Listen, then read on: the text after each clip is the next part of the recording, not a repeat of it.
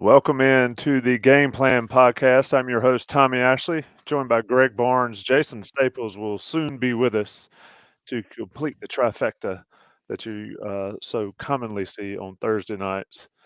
We're sponsored by Johnny T-Shirt and JohnnyT-Shirt.com. All right, it's the game plan. I've entitled this one Bright Lights, Big Game, Greg. I think this is a large game for Carolina's football program. I've spent a lot of time on some Miami sites and talking to some Miami people down there, and it's a very big game for that program as well. Um, we talked about this game in the preseason as being one that was going to be sort of a bellwether game for North Carolina in the Coastal Division. Well, here we are. Your overall thoughts heading into this one at 4 o'clock at Hard Rock? Who would have thought that Carolina would have a 12-11 edge in this series against Miami, right? I mean, that's just a crazy stat, and it kind of speaks to what this rivalry has been really ever since the John Bunning days. I mean, even when Carolina lost some games to Miami back then, they were competitive. It's just been a great run for Carolina against the Hurricanes, and as you say, that this is yet another game this season that's very important for North Carolina. It's very important for both of these teams with regard to the Coastal Division. Everybody knows this is the last year of division play in the ACC, and Miami, of course, was the preseason favorite, but everybody thought it was going to be Carolina, Miami, and Pittsburgh. And Miami, I mean, nobody's looked great. Carolina's probably looked better than anybody. But having to go on the road where Carolina has struggled in the past couple of years. Yeah, I mean, and I think the big thing too is Carolina, we talked about it last week on this show, Tommy. Virginia Tech was a get-right opportunity, as you termed it. Very much the case. And so Carolina did what they needed to do against the Hokies. 41-10 is very impressive. But you got to be careful not to put too much on that game. I mean, when you look at the ESPN Football Power Index, Virginia Tech is the worst team in the ACC and the 64th best team in the Power 5. And there's only 65. And Colorado would lose to a lot of FCS programs. So Virginia Tech was at the bottom of the barrel. But credit North Carolina for doing what it had to do and what it needed to do in a pretty dominant performance.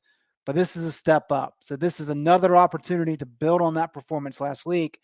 And if you can win this game and get to 2-0 in the Coastal, I'm not ready to say they're in a catbird seat, but they're pretty close in terms of Charlotte first weekend in December. Yeah, I've kind of like come off of that Virginia Tech game a little bit. I thought it was a big deal for the defense to have some success, and I still think that's the case.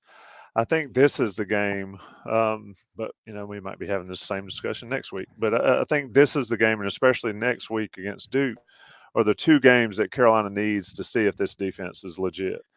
And so, but Tommy, let me say something real quick. What you just said there is very important because what you want, if you're having success, is for the next week to mean even more. That means you're on the right track. You want the Duke game to mean a lot. You want the Pittsburgh game to mean a lot. You want going to Wake Forest early November to mean a lot. And you want that NC State game to mean a whole bunch. Or maybe nothing at all because you've already got it wrapped up. But that's an important part here. Win this one so that next one matters even more, and that's how you have to approach it. Yeah, and that's it, because when you're in October, late October, November, and they don't mean anything, that means you stink. And then you become just spoilers. You stink like old food, spoiled food. Oh, God, I'm channeling Joey Powell or something. How you doing, Joey? I'll talk to you Saturday on Inside Carolina Live. Let's get in this guy. He's fashionably late. Jason Staples is joining us, and I'm trying to figure out how to use this stuff, so bear with me. Boom, look at that. Hold on. Oh, yes. Wow. Tell you what, in retirement, you have truly become a professional, Tommy. How about that? I put the two experts at the top. I just tucked myself down between all the socials and the captions and the titles and all that stuff. Jason, we'll get you in right from the start. Greg and I have been talking about the importance of this game for North Carolina and, sort of weighing the Virginia Tech aspect going into this one. And we're going to do better this podcast too. Somebody last week, rightfully so, said the game plan needs to be about the game plan. And so we're going to talk about the game plan, but I want to get Jason's opinion on the importance of this game, not only for the defense, but for the Carolina football program. I think anytime you've got a chance to beat Miami, who is, for, like it or not, regarded as one of the premier brands in the ACC, I think it's important because, we talked last week about how you want to absolutely kick a bad Virginia Tech team while they're down, because that's a program that historically you've had to recruit against a bunch. Well, who are the programs that you want to be recruiting against? Right? So, and there were some people that in response to that comment on the premium message board, on the Tar Pit premium message board, responded by saying, yeah, well, I mean, but we don't want to be recruiting against Virginia Tech. We want to be recruiting against, Georgia and Clemson and well, yeah, you do. But that starts by beating Virginia Tech with some consistency. And then you take the next step by, beating a brand program in Miami. Even though they haven't won anything in 20 years, they're still a brand program. You beat a brand program, and then you've got more credibility when you go into South Florida and you go into, various places and you say, look, we're one of the big dog programs in the ACC right now. And, that, I think that matters. So, I heard what Greg was saying in terms of you want every game to matter more. Well, you beat Virginia Tech. Now you have a chance to, step into slightly higher recruiting company with more credibility. So, yeah, this is a big game, not just for this season. I mean, we all know this is a big game for the season goals. But for building a program, the more times you beat Miami and you continue to show that when it comes to brands and quality of program, you're not in a different tier than them. If anything, you're in a higher tier than them. That goes a long way. Greg, Max 3-0 in his return against Miami, and of course it includes the just epic game in 2019. I've been in Kenan Stadium for the past 50 years. I retweeted it, Manny Navarro's tweet of being down there on the field where the touchdown pass was caught. I mean, that is top 3, maybe top 2 behind Gio punt return against NC State of anything I've seen in Kenan Stadium. But this is a different team with Miami. Mario Cristobal comes in, brings in Kevin Steele and Josh Gaddis. So it's not old Mac beating his children down, like his family tree or his coaching tree down here.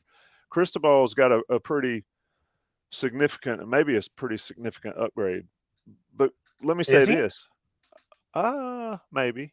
I was about to go there. In what respects? I was about to go there. Hold on. Come on, Jason. You sound like you're on Star Wars spaceship.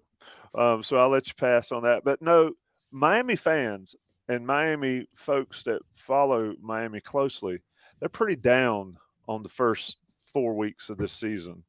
And they view Carolina game as maybe a get-right game for them. But why is it that Carolina, and especially Mac, has seemed to get it for this game and to be able to come through against Miami, setting up another chance to do just that Saturday? I can answer that before Greg does. He's a Florida State graduate.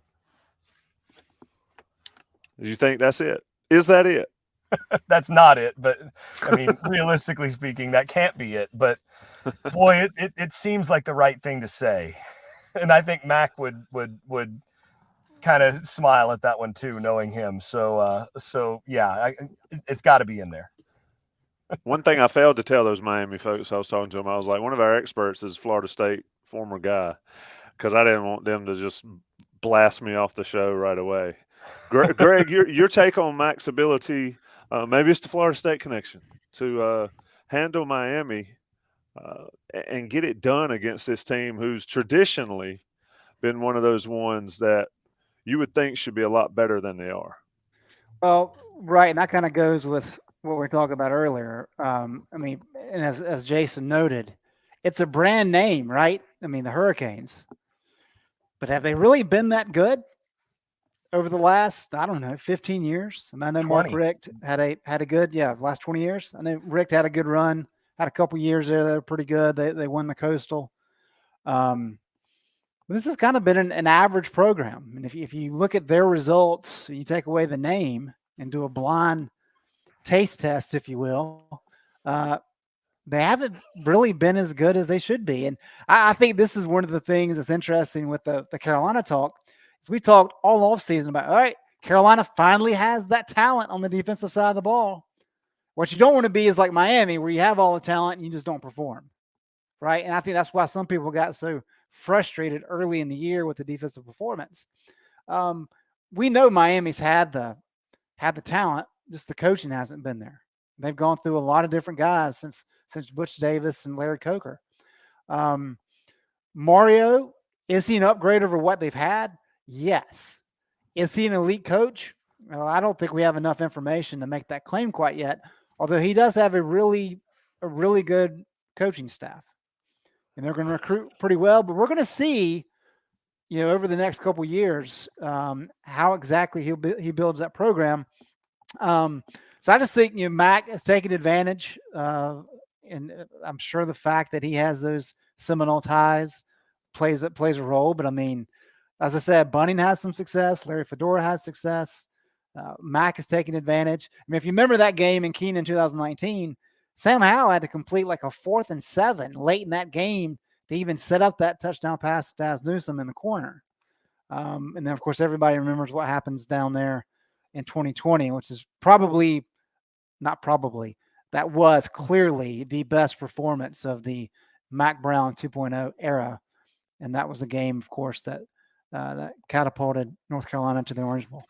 Yeah, that was 4th and 17. Excuse me, 17. Yeah, and I think that was Toe Groves, wasn't his only catch at Carolina, but it was certainly, if I remember correctly, his biggest. Jason, you're shaking your head, nodding, and a bunch of stuff over there. See, I don't want talk about somebody with Seminoles ties. I know. I don't want to bleed into the. I think Mario Cristobal is an upgrade of Manny Diaz. I'm not sure he is. Not as a coach. So certainly not as a game day coach. So I think in the long haul, if we're talking about building a program and recruiting, especially, then yeah. I think Cristobal is a really, really good recruiter. Mm-hmm. I'm not really sold on him as a coach in all sorts of other respects. If you look at what he's actually done with the given talent that he's had in different places, go look at the talent he had on some of those Oregon teams and what their actual results were.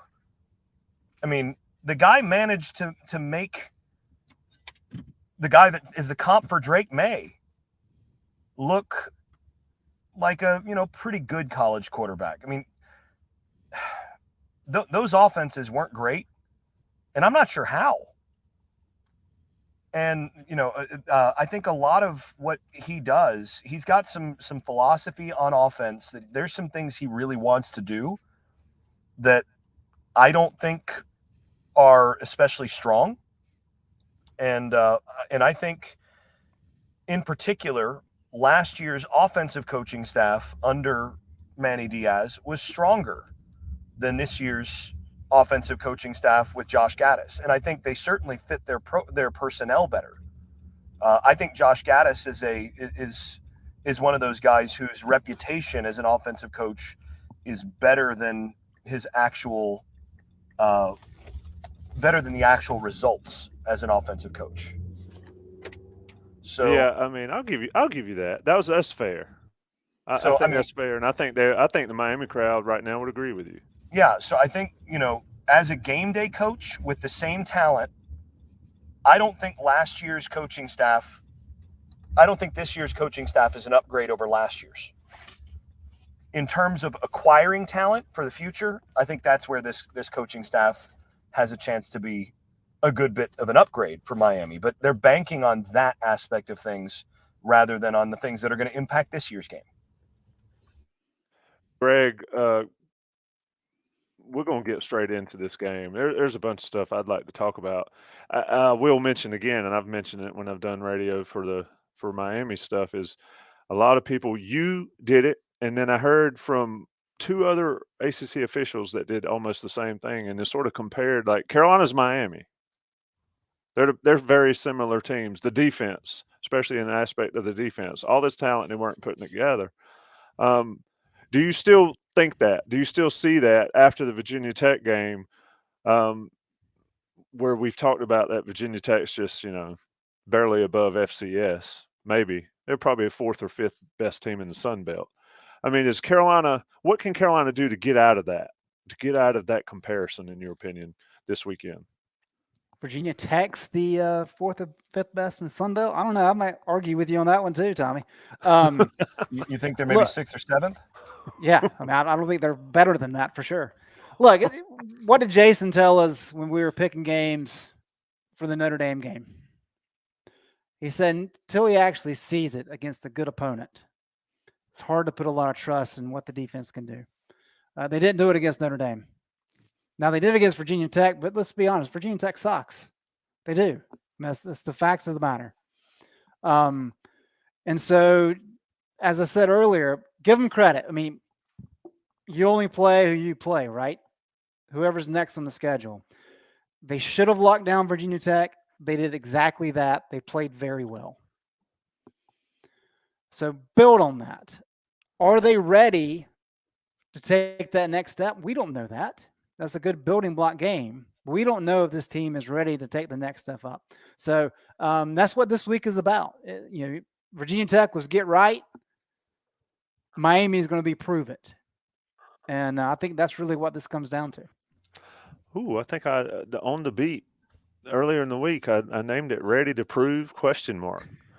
So we're vibing. Greg and I have always. It's been a long time we've been together. Jason, give me. Well, let me put this up here so Jason can get his head just a little bigger.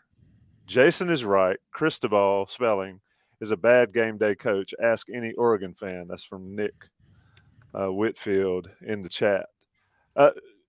Jason, give me one thing before we come back after the break and talk specifics of what Carolina does besides win the game that makes you say, okay, this team might be pretty good.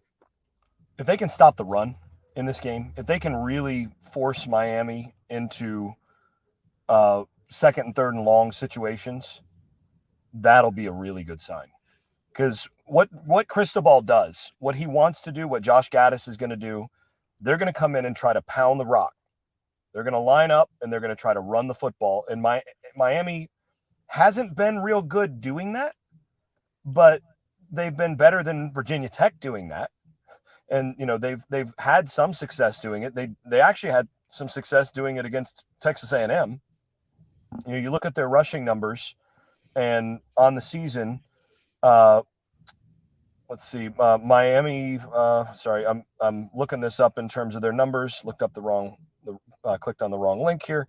So Miami, in terms of their rushing numbers on the season, they've got 3.77 yards per carry against Southern Miss, 4.86 at Texas A&M, and then 1.58 against Middle Tennessee State. So this is not a prolific run offense. I mean, it's not a whole lot better as a run offense than Virginia Tech's, but they've got a couple backs who can make you pay if you're not in your right gaps and those sorts of things. So this is an opportunity to take that next step forward and to actually prove you can stop an average to below average, a run offense that's been average to below average so far. And again, that would be a big step forward as far as where this defense has been. And I think it would mean that they win the game. Let me ask one more question. Tyler Van Dyke has been not good this year, but he was fantastic last year, Greg.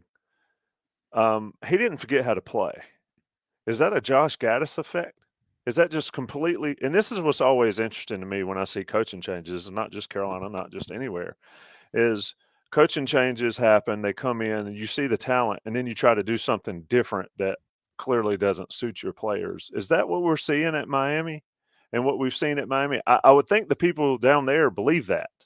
But Tyler Van Dyke, I mean, he got booed off the field last week or 2 weeks ago, and maybe deserved it the way he played. But how can you go from being so good to end last season and then just not in this quick a period of time? It's got to be coaching, right? I'm sure coaching plays a big part of it. They were asking him to do a little bit different than what Lashley had him doing last year. It was really half the year last year where Van Dyke played so well. Still a young guy. So has he had the start everybody expected? No, because he finished last season just red hot. But I think a lot of it's kind of been overblown. I mean, I think they sat him late against Middle Tennessee State just to give him a break. And I know media down there and, of course, the fan base wanted to make a big deal about it and talk about it being a quarterback competition with Garcia. I don't see that being the case. I think that's very much kind of what we saw Larry Fedora do back in 2014 with Trubisky.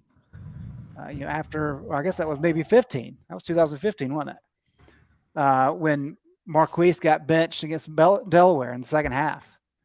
And then, Marquise came back out and started playing pretty good after that. So, I'm sure the scheme change certainly has played a role in it and getting adjusted to what the coaches want. But I think a lot of it's been overblown thus far. Let's take a break. We're going to take an earlier break than we usually do. It's 9:21 here on the East Coast, 9:22 now. You listen to the Game Plan podcast sponsored by Johnny T-Shirt and JohnnyT-Shirt.com. Woo!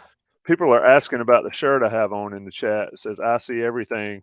And on the back, there's a Johnny T-Shirt logo. Can't get them anymore. This is literally would have to be, I'll give you the shirt off my back if you were to get one of these. But Johnny T-Shirt can get you everything else you need. They can get you all the gear you need for tailgating, home gating, stuff in your house, swag in your house, and, of course, all the jerseys you need. The NIL jerseys are out, basketball, and you can get football jerseys, baseball, anything at Johnny T-Shirt. And, look, they are so nice to go into East Franklin Street store and see them. Visit them there. If you can't get there, visit them online at JohnnyT-Shirt.com. Either way you go, you get that Inside Carolina 10% off if you're a member of the premium message boards, and you get that code off the message boards. Go visit them, take care of them. They take care of us, and they are wonderful, wonderfully alumni-owned and operated and great friends of Inside Carolina. National guys that pay the bills. It's the Game Plan, Miami edition. All right, boys, 9:23 now on the East Coast. Let's get straight into the game plan because I've got some antsy people in the comments. So, Jason, you mentioned stopping the run. I'm going to call up a question that I thought I had right here handy from Bull Hill. And, Bull, I can't find it. Here you go. Well, let's get into it. Jason, I'll come to you first. Would love to hear some discussion on how we, as in North Carolina, gets the running game going against the Hurricanes. Yeah, easier said than done. They actually have a pretty good defensive line. I'm going to read off their run defense numbers on the year. Against Southern Miss, they gave up 1.04 yards per carry. Against Texas A&M, 3.88 yards per carry, and 2.75 yards per carry against Middle Tennessee State. That's all pretty good. Those are really good numbers in terms of that against the teams. Even in their losses, they've not given up a whole lot on the ground. So I don't actually think that this is a game where you look at and you say, okay, we can get better on. This is not a get right game in the running game. This is a game where, in my view, you come out and you throw to set up the run. You run just enough to keep their front honest, and you let Drake May go out and do his thing. That's what you do in this game. If you're going to focus on getting right in the running game, I think you have to do that in another week. If they try to come out and they try to run it a bunch in this game, I think that's a recipe for some problems rather than having more success. Greg, get in here. Same topic, same question. While Jason flies around the Starship, Carolina run. I love the point. This is not the time to try to establish the run overtly and completely against Miami. But your thoughts there? I think Carolina does need to have some semblance of it to at least force Miami to have to spend more than just 4 guys to stop it. Your thoughts on this offense and running the ball down in Miami? Yeah, this is where Phil Longo has been doing this long enough. He kind of understands. We had these conversations about Larry Fedora. Both those guys are very much take what the defense gives you. But what you have to be careful about is if you want to stay balanced, but they look at balance over the course of a season, not necessarily a game. So you don't necessarily want to take what Miami gives you every snap because it's a really good defense. I mean, it's kind of like Notre Dame. I mean, if you want to be factual about it in terms of how quality of a unit that can be. We can talk about some of the numbers and the flukiness that happened against Middle Tennessee State. But this is a game where Phil Longo needs to be at his best. He needs to be able to mix and match. He can't sell out one way or the other. He has to be creative, and you have to show the run even when you may only pick up 1 or 2 yards. I think one of the biggest issues for Carolina against Virginia Tech is I think 8 runs accounted for like 85% of their rushing yards, and everything else was very minimal. I don't have the exact number in front of me, but it was roughly 25 of their carries averaged 1.5 yards. That's going to be a problem if that happens. So you do have to get a little bit creative. You can't just sell out on it. You can't just lean on Drake May because what you don't want to do is get into consistent 3rd and longs. And I know the guy's been phenomenal on 3rd and long, scrambling and all those kind of things. You don't want to put him at risk. You want to make it as manageable as you can on 3rd and short. I mean, you can score a lot of points on 3rd and short, especially with this offense. Miami's going to do everything they can to kind of really bottle you up the first 2 downs of a possession. And so that's where Longo's got to be good. He's got to be able to run the ball somewhat effectively. He's got to show a willingness to run the ball, even if success is not there, to be able to open the passing game and give Drake May and the wide receivers some room to work. Yeah, I think Omarion Hampton had what, 35 of 37 yards on one play. Yeah, and then so they've got to have some consistency there. Jason Max hollered about it all the time, and one of the questions on the in the chat, and I'll call it up here again, and I'm not as good as this as producer John is on the other show, but Slagle, the tried and true Slagle, why doesn't Carolina run wide more often? They struggle between the tackles. Why do you think, Jason? I think some of it is just the philosophy that they build in terms of what they run. They are an inside zone. One thing you've got to give Phil Longo a lot of credit on is he builds his offense around a clear identity, and you want that. You want to have an identity, and they've got big backs that they've built towards running a lot of inside zone. That's what they do. They do that a lot. So, I think that's part of it. I think the other part, though, is when you're gonna run the way that they're trying to sort of base their passing game off of play action and all of that. You have certain play action and certain RPOs that you're running off of, and when they have a lot of RPOs, it's hard to run RPOs off of outside stuff. So, sorry, the chat is killing me. When you're running RPOs, there's certain plays that pair better with certain RPOs, and they're having so much success throwing the football on RPOs right now that's also part of it. You got to think of the RPOs as an extension of the running game. When you call a run play and you have a completion down the field for 15 yards, that's still a run play. So I think that's also a factor.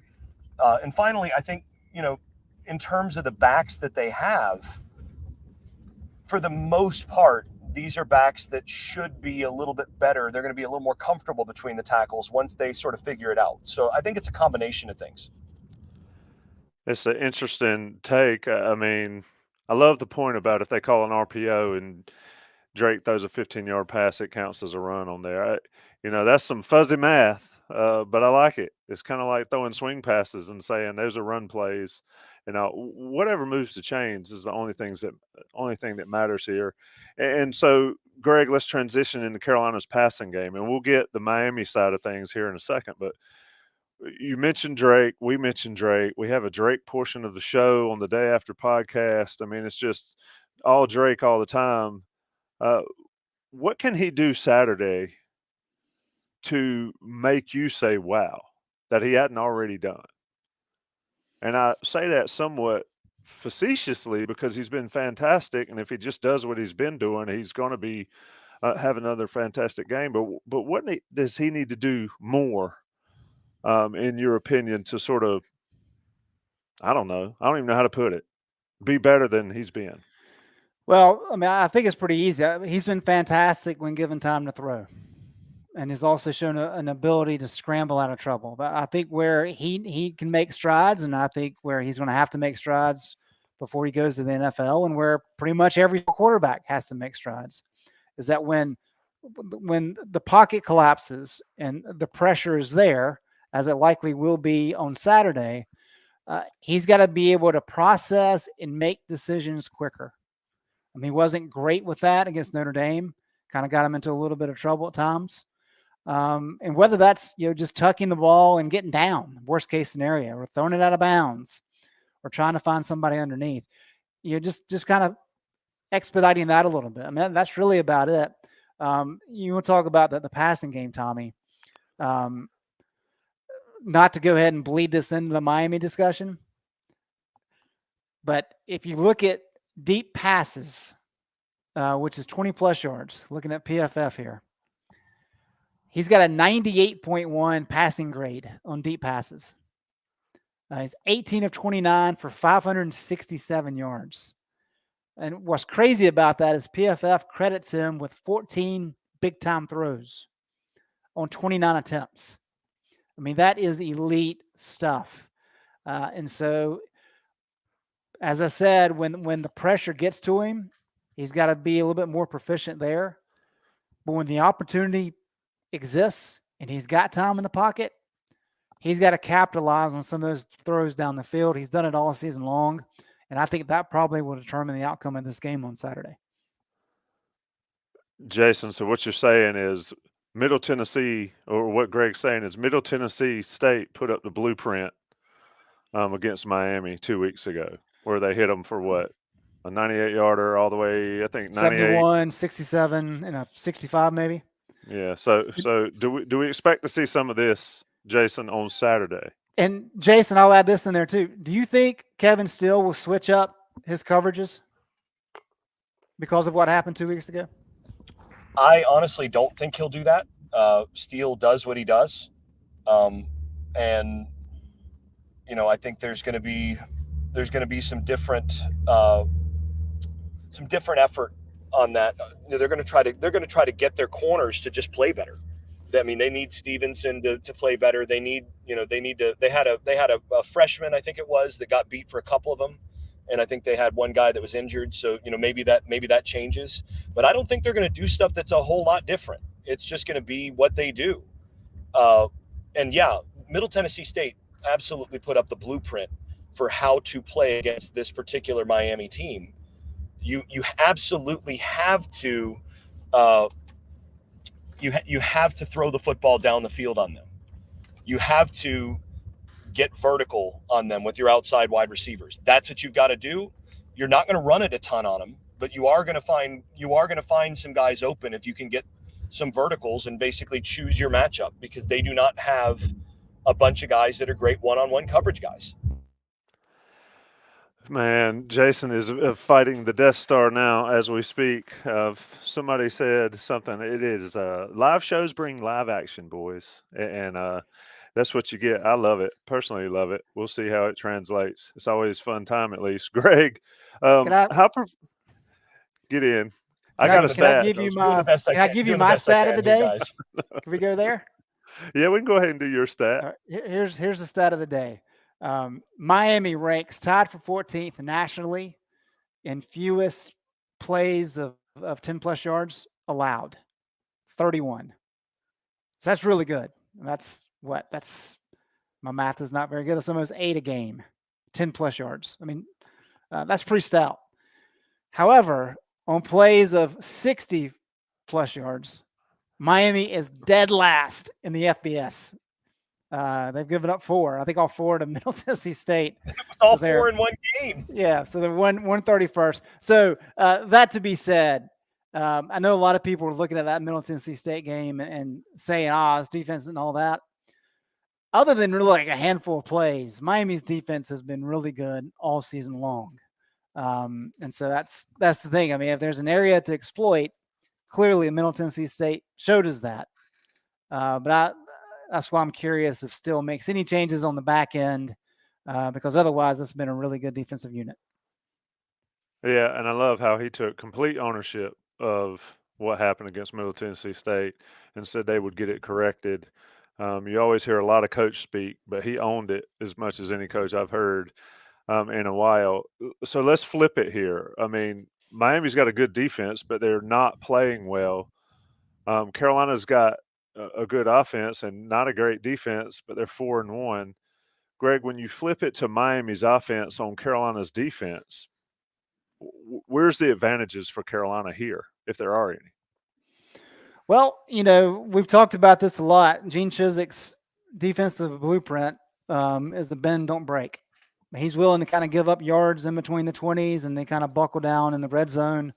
They really did that to an elite level in 2015, did pretty good in 16.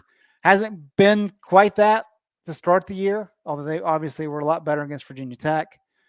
Miami, on the other hand, has moved the ball really good in between the 20s. They've been pretty proficient, but they get into the red zone and just slam on the brakes, and have had such a hard time actually scoring once they get into the red zone.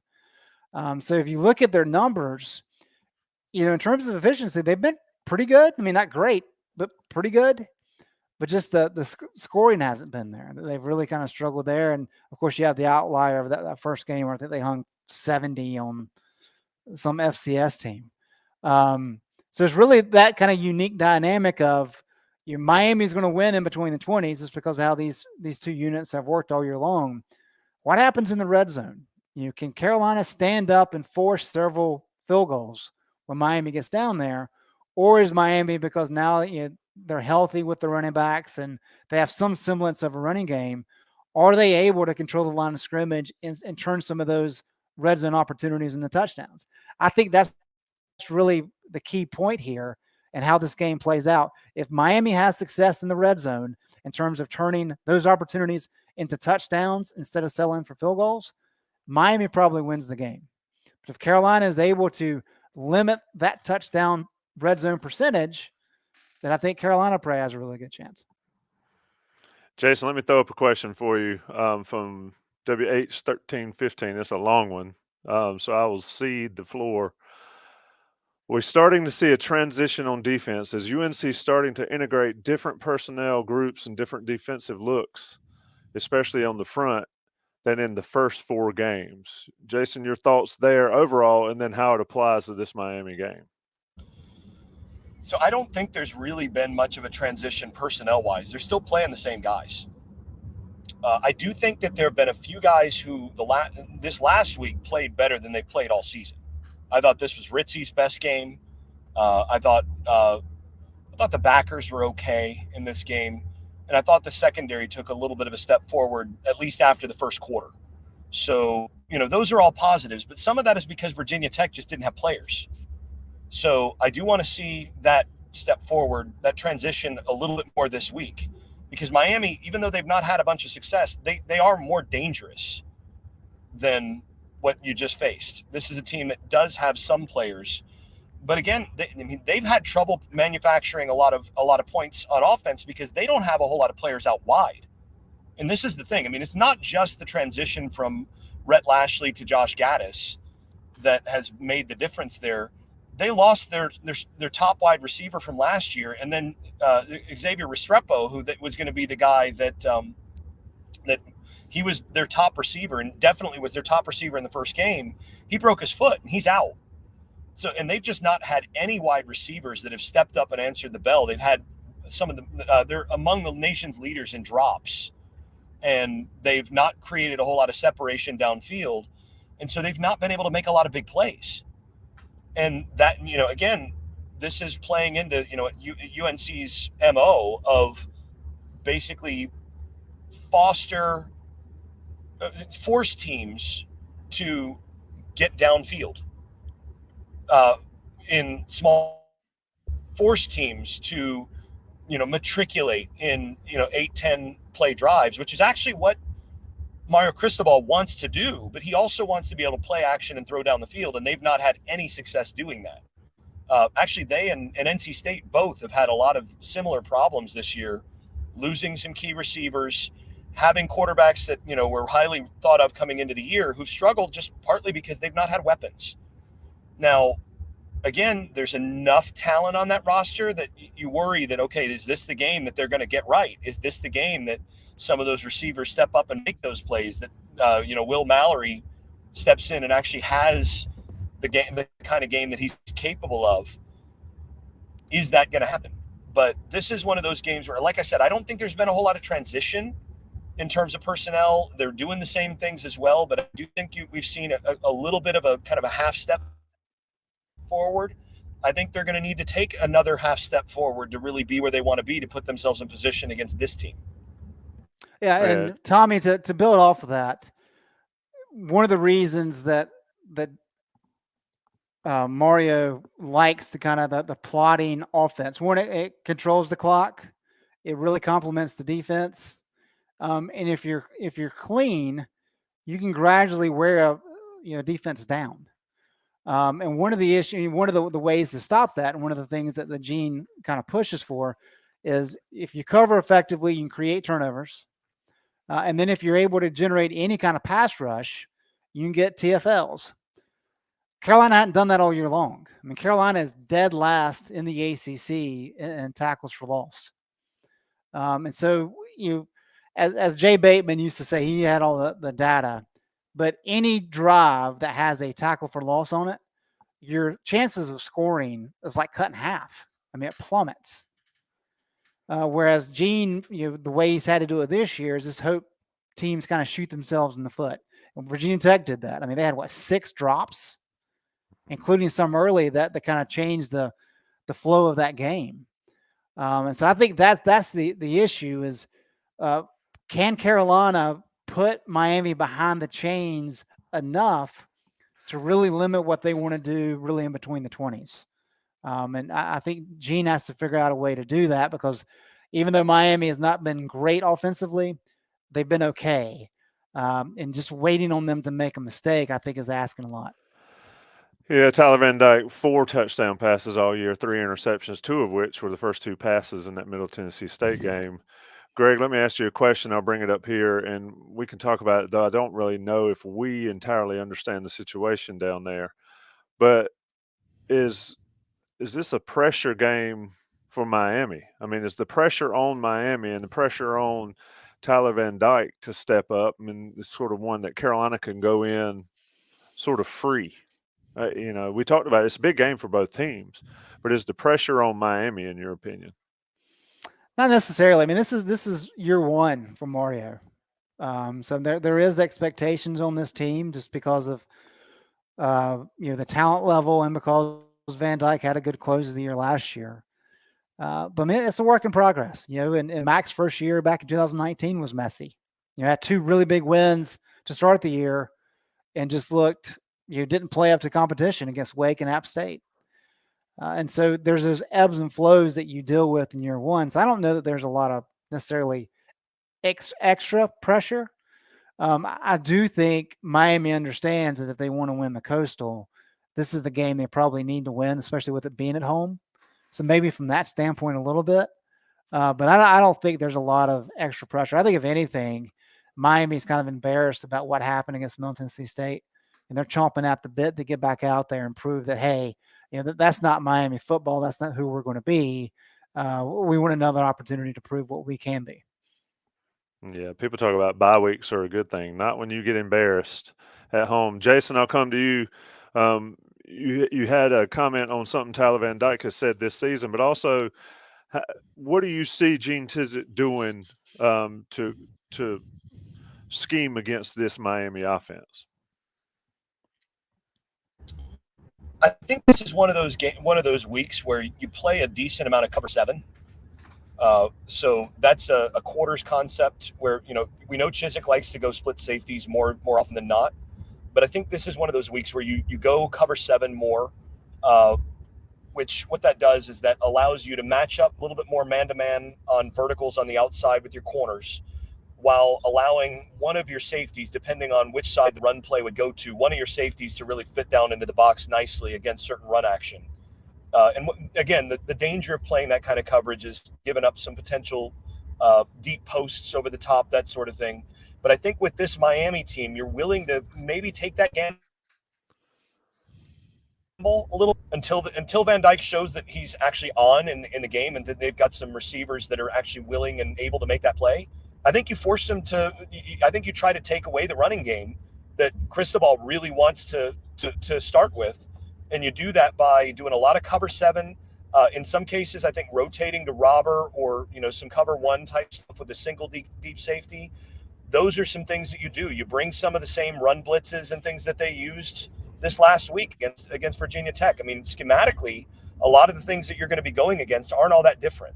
So I think you just try to put your defense in position where you're going to be gap sound and you're going to have the best opportunity to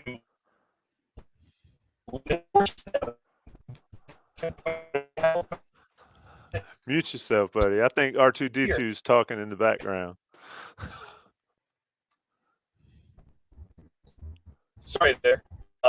Yeah, we're there. You can finish up. You were about finished. Yeah, there we go. So if they do show that they can stop you, or that they can throw it over the top a little bit, then you play a little bit. You go back to some of the cover 2 stuff that that is your base in Chiswick stuff, and you play that, and you make them run the ball down the field a little bit. But I think you try to take away the run in this game. Greg, I'll flip back to the offense. What's Carolina's approach on offense? What's Longo going to do in this one?